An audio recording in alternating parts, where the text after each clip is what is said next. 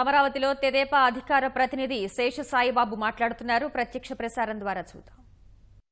CBI ACB కేసుల గురించి మీరు మాట్లాడరు.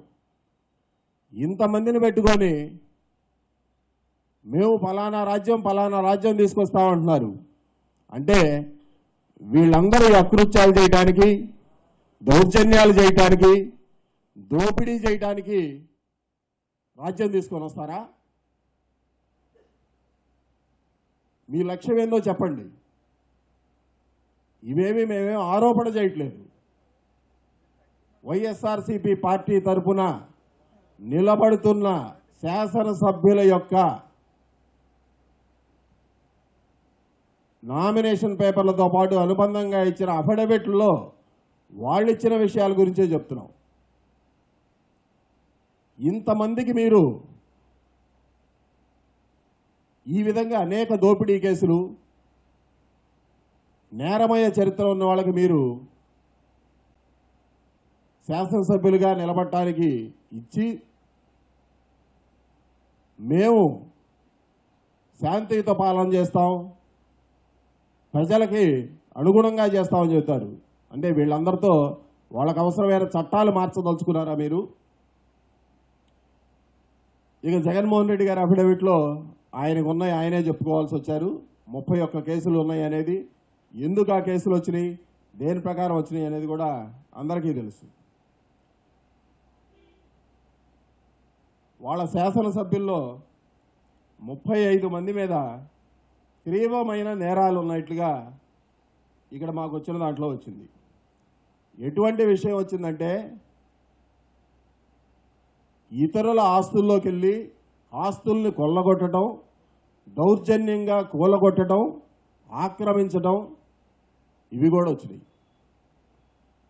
ఒక 5-6 మీద దొంగతనం కేసులు కూడా వచ్చినాయి. ఏ విధంగా మీరు అనేది అర్థం కాలేదు. గొర్ల కిరణ్ కుమార్ గారి మీద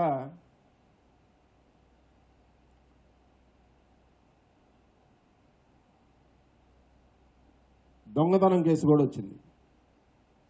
ఏమని మీరు ప్రజలకి సందేశం ఇవ్వదలుచుకున్నారు? అదేవిధంగా ఇంకో శాసనసభ్యుడిగా మీ తరఫున పోటీ చేస్తున్న ఆయన మీద దొంగ సీబుక్లు తయారు చేశారని కూడా కేసు పెట్టారు. ఇవన్నీ 2014 ముందు నుంచే మీ వాళ్ళందరి మీద ఉన్నాయి. అక్కసుతో తెలుగుదేశం గవర్నమెంట్ పెట్టిందని మీరు అంటానికి కూడా ఎక్కడా కూడా వీల్లేదు. సీబుక్లు మార్చటము, దొంగ సీబుక్లు తయారు చేయటం, దొంగతనాల కేసులు, ఆక్రమణలు, రైతులు గౌడలలో పెట్టుకున్న శనగలు అమ్ముకున్న కేసు కూడా వచ్చింది మీ నంద్యాల పార్లమెంటు సభ్యుడి మీద. ఎరువులు మిక్సింగ్ చేస్తామని చెప్పి దొంగ ఎరువులు అమ్మినందుకు కూడా మీ మీద కేసు వచ్చింది. దొంగ విత్తనాల కేసులు వచ్చినాయి, భూ ఆక్రమణలు వచ్చినాయి, అటెంప్ట్ మర్డర్ కేసులు వచ్చినాయి. ఇన్ని రకాల చట్టాల ప్రకారం మీరు ఇంతమందిని పెట్టుకొని మీరు ఆనాటి రాజ్యం తెస్తాం అంటున్నారు. ఆనాడు జరిగిందంతా కూడా ఇదే దౌర్జన్యాలు, ఇదే దోపిడీలు, మహిళల మీద అకృత్యాలు, ఇవే మీరు చేసింది. ఇవి కాకుండా మీ లిస్ట్ ఇంకా చాలా ఉన్నది. కొంతమంది మీ దగ్గర ఉన్న వాళ్ళు మీ వాళ్ళ మీద ఉన్న క్రిమినల్ కేసుల రికార్డు దాంట్లో పొందుపరచలేదు. డెఫినెట్గా ఇవన్నీ కూడా ప్రజల ముందుకు తెలియజేస్తాం. ఏ కేసులు మీరు దాచిపెట్టారు. అదేవిధంగా అనేక లిటిగేషన్ కేసులు సృష్టించారు ఈ ఎమ్మెల్యేలుగా పోటీ చేస్తున్న వాళ్ళు అనేక మంది.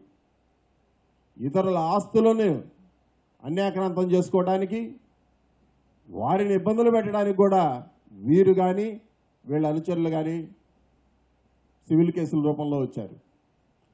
అదేవిధంగా ఈ 175 మందిలో ఇంకొంతమంది బినామీలుగా పోటీ చేస్తున్నారు.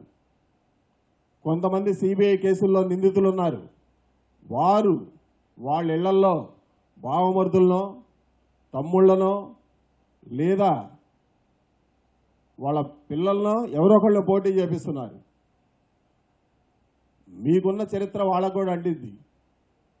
వీళ్ళందరూ కూడా లిస్టు తీసుకుంటే మీ 175 మందిలో 150 మందికి కుటుంబ చరిత్ర తీసుకుంటే ఇదే చరిత్ర ఉండేటట్లు ఉన్నది. దయచేసి ప్రజల్ని వాస్తవాలు తెలుసుకోనివ్వండి.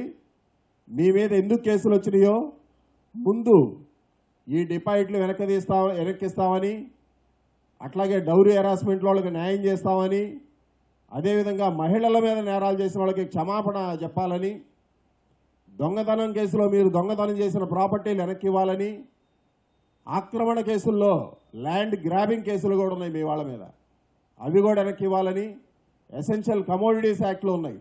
అసలు లేని చట్టం లేదు. ఇన్ని రకాల చట్టాల ప్రకారం మీరు చేసి ప్రజలకి ఏం న్యాయం చెబుదాం అనుకుంటున్నారు? మీరు ఏమని శాసనాలు చేద్దాం అనుకుంటున్నారు?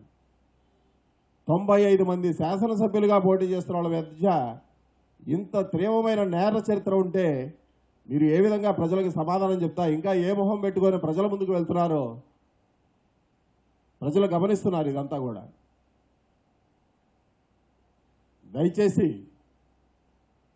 ప్రజలందరినీ కూడా మంచిని అర్థం చేసుకోమంటున్నాం. అదేవిధంగా ఇంత పాజిటివ్నెస్తో ప్రజలకు జరుగుతుంటే ప్రజలకు అన్యాయం జరగాలని ఇంకో పక్క ప్రయత్నం చేస్తూ ఉన్నారు. పిల్లు రూపంలో మీ బినామీల చేతల కేసులు వేపిస్తున్నారు. ఆంధ్రప్రదేశ్ హైకోర్టులో వేపిస్తారు, ఢిల్లీ హైకోర్టులో వేపిస్తారు, సుప్రీంకోర్టులో వేపిస్తారు. అన్నదాత ఇవ్వద్దు, పెన్షన్లు ఇవ్వద్దు, పసుపు కుంకుమ ఇవ్వద్దు. ఏమి ఇవ్వాలి? మీ అందరికీ దోచుకోవడానికి అవకాశం ఇవ్వాలా? అదేనా మీరు అడుగుతున్న ఒక్కసారి అవకాశం?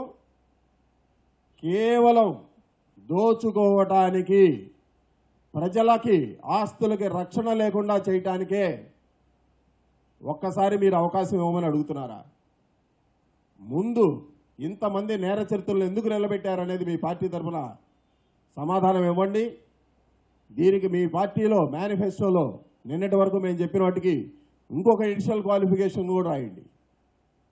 వైఎస్ఆర్సీపీ పార్టీలో శాసనసభ్యులుగా కానీ పార్లమెంటు సభ్యులుగా కానీ క్రిమినల్ ట్రాక్ రికార్డు ఉన్న వాళ్ళకే సీట్లు ఇవ్వబడతాయి అని మీ మేనిఫెస్టోలో రాసుకొని మీ మేనిఫెస్టోను విడుదల చేయండి.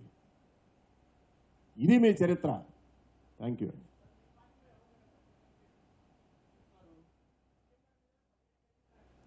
ఇవాళ దానికి కూడా చెప్పామండి.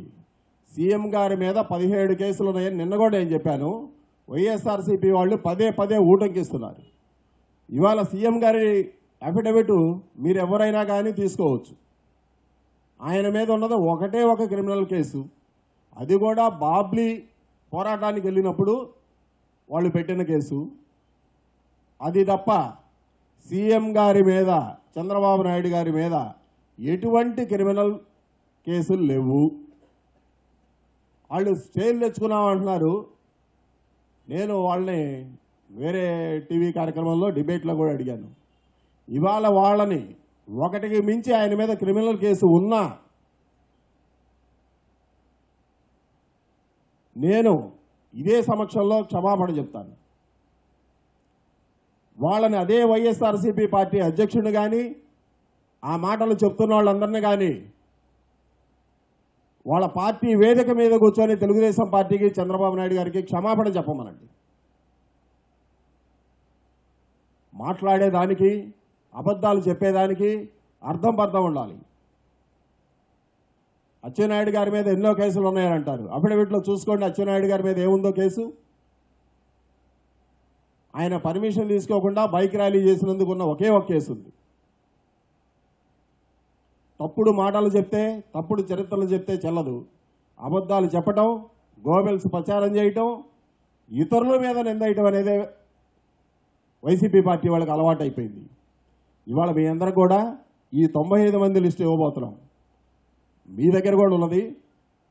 ఇవాళ ఎన్నికల సంఘం అఫిడవిట్ ఫైల్ చేయమన్నదే ఈ చరిత్రనంతా ప్రజలు తెలుసుకుంటారని. ప్రజలందరూ తెలుసుకోవాలా? నేను పత్రికలన్నింటినీ, ఎలక్ట్రానిక్ మీడియా అందరినీ కూడా కోరుతున్నాను. వీళ్ళందరి చరిత్రని వాళ్ళు పబ్లిష్ చేసుకోవటమే కాదు, దయచేసి మీరందరూ కూడా ప్రజలందరికీ తెలియజేయండి. ఎవరైనా కానీ మంచి ఏంటో చెడేంటో ప్రజలు తెలుసుకుంటారు. థ్యాంక్ యూ అండి.